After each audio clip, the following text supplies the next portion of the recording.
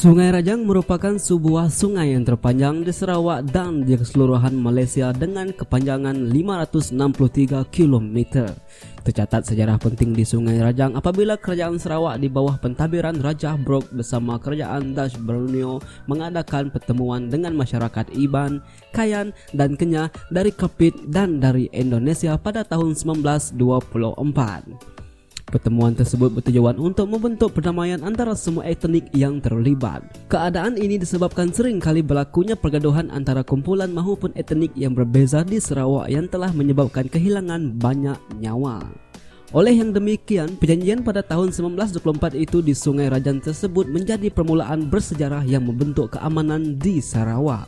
Pergaduhan atau boleh juga dinyatakan sebagai perang antara kumpulan atau kaum yang berlaku dalam kalangan masyarakat di Kepulauan Borneo adalah berpunca dari aktiviti pemburuan kepala ataupun disebut ngayau.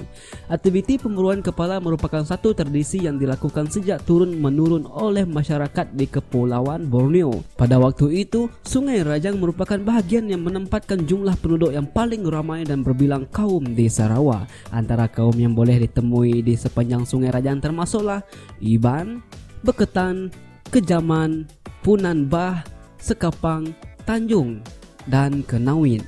Maka, dengan sedikit perkongsian tentang kejadian penting yang pernah berlaku di Sungai Rajang dapat memberi sedikit pengetahuan kepada semua. Pada masa yang sama, diharapkan gambar di sekitar Sungai Rajang dapat menarik minat anda untuk datang ke sana melihat dan menjadi sebahagian daripada mereka. Nye, elak ngegak bini kia.